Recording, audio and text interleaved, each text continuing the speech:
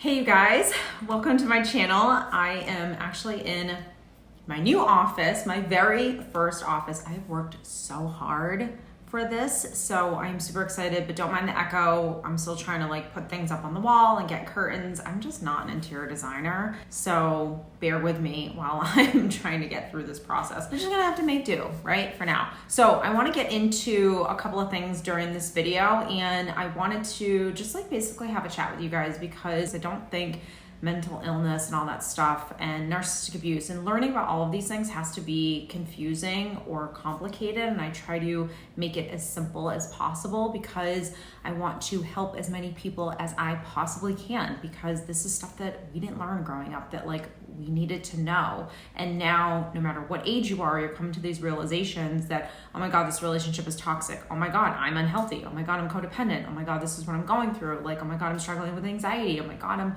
going through this divorce and now I'm a single parent. Whatever it is. Oh my God, I want to start a business. Whatever it is, this channel is all about mental health. So let's talk about breakups and divorces. Let's talk about the mistakes that people make. Let's talk about what is the healthy way to go about doing this. The reason why this is important is because if you don't do the right steps, you're going to repeat the same painful lessons. So here's the thing.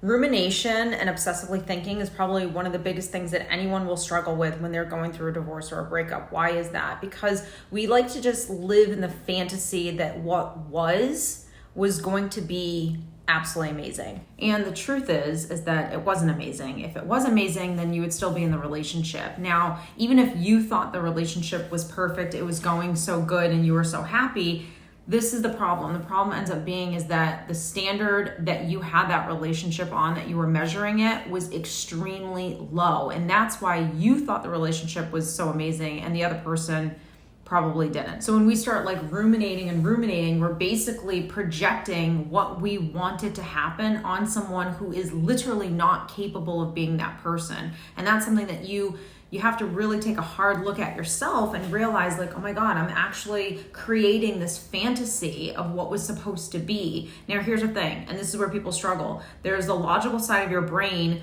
that knows, okay, this person wasn't right for me. Okay, that this wouldn't have been what I wanted it to be. But your emotions and your heart space can't let go of the pain. And so it keeps latching onto it, and it keeps you stuck in this cycle of either projecting or ruminating and fantasizing about all the things that were right in the relationship, about all the ways that you lost, that you got cheated out of this marriage, out of what you thought was going to be, all of those things, which will always cause you pain and suffering. So you have to be able to balance between that logical part of yourself that knows this person wasn't right for you and the emotional part of you that still feels the pain and the suffering, because it's that part of you is the part that's struggling to accept the reality of what is and the reality of who this person actually is. Now, that's not easy to do. It's not easy to take a hard look at someone, especially someone that you loved, especially someone that you started a family with, that you had a life with. Take a hard look at that person and have to face the reality that they're not who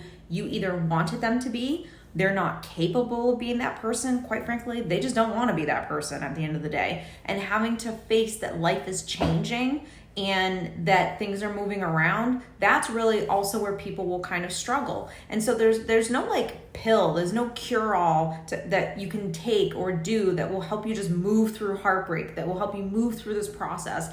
But so it's not about moving fast, but it is about making sure that you're doing the right things along the way to help you. And I'm not just gonna sit here and give you the obvious, hang out with friends and family, just move on, it's easy. I want you to understand that what you're going through is perfectly normal, but I want you to know the difference between these are the things that I should be doing versus these are the things that are actually causing me to stay stuck longer. All right, the next thing, let's just keep it real for a second. Let's not jump into a new relationship. There are definitely, what's the saying that being able to, the ability to get over someone is to just start a new relationship. Yeah, I hear that, and it might sound fun and it might be great, and it doesn't mean that you can't meet a great person after coming out of a relationship or a marriage.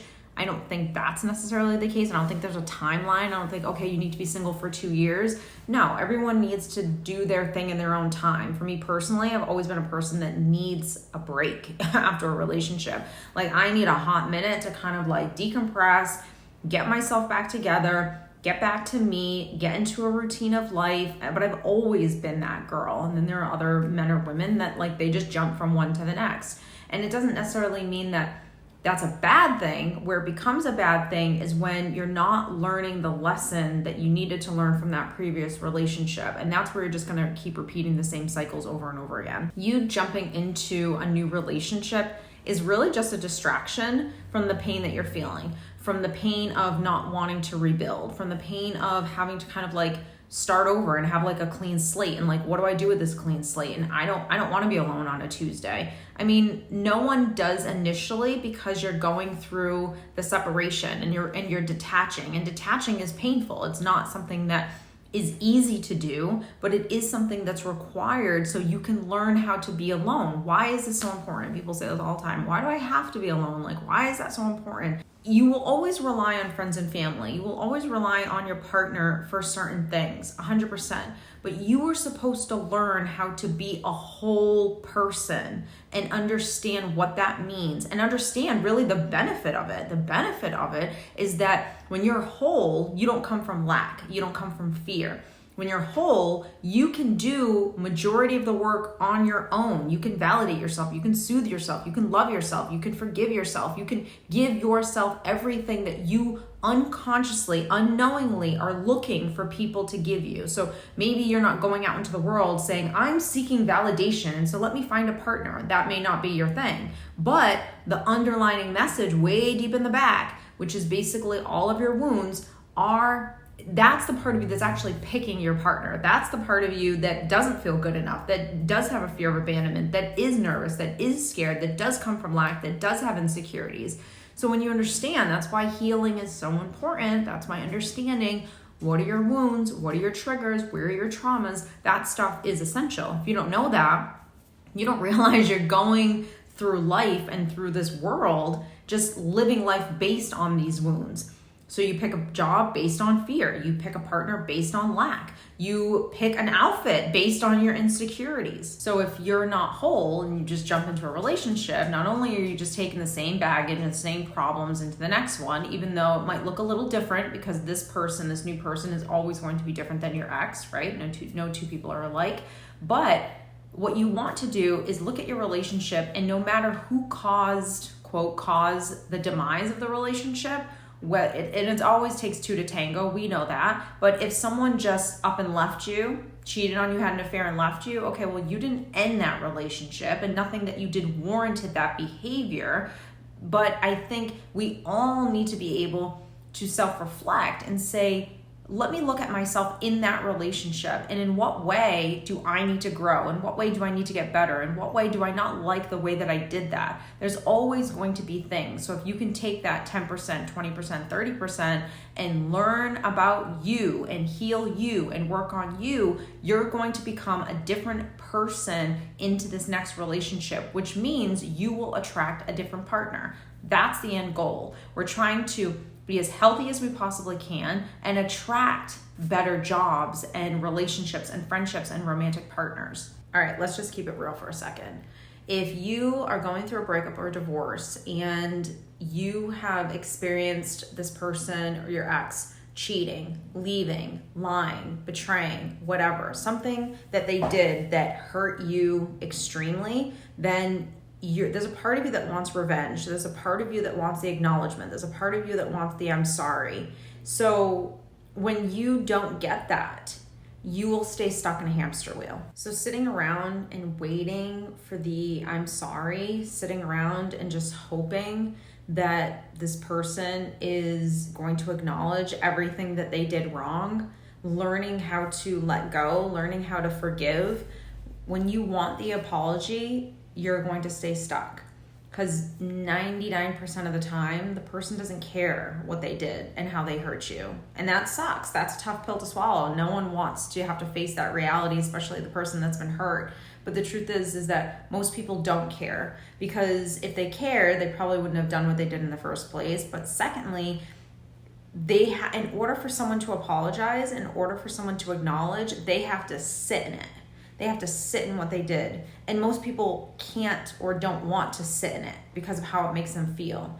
and they will struggle with that. And so if you're waiting for someone to come around and acknowledge what they did to you or apologize, and you feel like that will be the thing that will make you feel better, that's really just your ego talking. So if you can move on and you don't need that, your ego isn't there anymore, because quite frankly, you just don't care. This is about you. This is about your happiness. This is about how you feel. So forgiveness and moving on, a decision is a decision that you make for you. So you're not reliving the pain. So you're not staying stuck in that space. That's where you feel actually powerful. And that's where something doesn't control you. And that's where you don't become bitter and you don't live in pain forever and you're not the victim. That's where you start kind of like rising up and leveling up from what you've been through in your life. And that's where you really feel like, wow, I can actually get through this and I can actually heal and life's starting to get better, is when you say like, okay, I'm tired of reliving this pain over and over again. I'm going to deal with my pain, but I'm not going to stay stuck in my pain. Because if you stay stuck in it, then you're a victim. And if you're a victim, you're going to stay on the hamster wheel. And if you stay on that hamster wheel, then all of that pain just comes with you throughout the course of your life, especially if you don't learn the lessons that you needed to learn from that relationship. So if you're not self-reflecting, if you're not saying, wait a minute, what was going on inside of me that I even attracted this person? What was going on inside of me throughout the course of this relationship that I just stayed for far too long and I didn't leave? Okay, what was going on with me where when they responded in a hurtful way, I became so reactive? So all of these things and learning and working on that stuff is what's going to help you to overcome this heartbreak, this betrayal, this relationship, this divorce, this breakup, and will help you to start moving on. When you stop wishing bad on someone, when you stop wanting all of these answers, what happened, why did this happen? And now part of that is post-traumatic stress, especially if you've gone through narcissistic abuse or emotional abuse, 100%. But there comes a point where all of that toxic stuff goes away and you just start focusing on you and you just start moving yourself forward. And that's where you feel the most alive and powerful. And that's where life starts getting really, really better and it starts getting easier. So I hope you have enjoyed this video, different style video, different office space, different echo. But I hope you have enjoyed it. And I hope this helps you throughout your journey, going through this breakup, going through this divorce, or even if you're just like stuck in a relationship and you know what you're dealing with, but you're struggling to really get out of it. I hope it kind of gives you some insight to find that strength within to say, you know what, I actually deserve better than this, and know that you're going to get better. Wishing you all the best. I'll see you next week.